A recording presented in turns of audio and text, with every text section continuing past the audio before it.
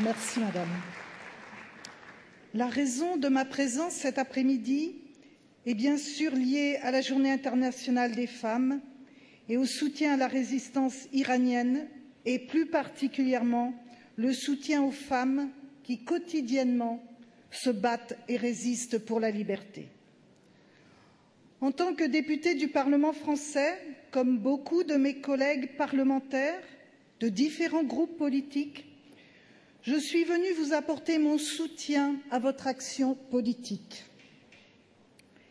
Les femmes iraniennes nous démontrent qu'elles prennent toutes leurs responsabilités pour un changement démocratique en Iran avec beaucoup d'énergie et de volonté.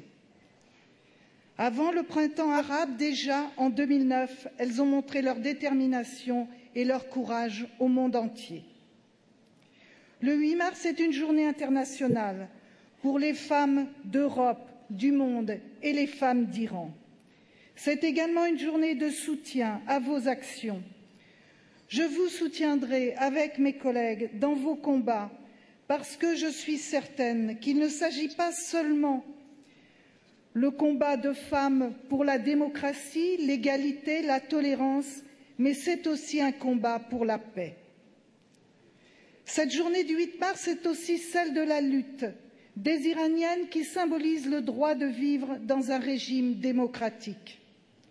Et nous pouvons le constater, par exemple, dans votre Conseil national, où les femmes y sont fortement représentées. Ashraf, dont on a beaucoup parlé cet après-midi, mais qui est le thème de cette journée, le rôle des femmes à Ashraf constitue un modèle pour les femmes et la jeunesse de votre pays. Je suis convaincue que votre engagement et votre présence active, mesdames, tracent la route de la démocratie en Iran demain. Je souhaite à ce moment revenir sur quelques points, Madame Rajavi, que vous avez rappelés. Celui sur l'égalité entre les hommes et les femmes, celui sur les violences et la lutte contre toute forme de discrimination qui sont les conditions indispensables pour construire une société libre et démocratique en Iran. Par vos actions et votre courage, Madame, et celui des femmes qui vous entourent et vous soutiennent, la perspective d'un Iran libre et démocratique est devant nous.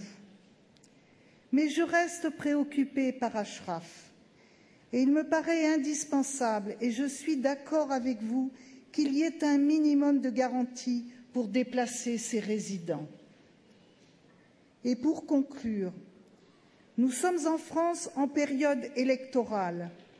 Je suis engagée dans la campagne des présidentielles et des législatives, mais je puis vous assurer que je serai une parmi beaucoup d'autres porte-parole des femmes qui luttent au quotidien pour établir leurs droits pour un Iran libre et démocratique.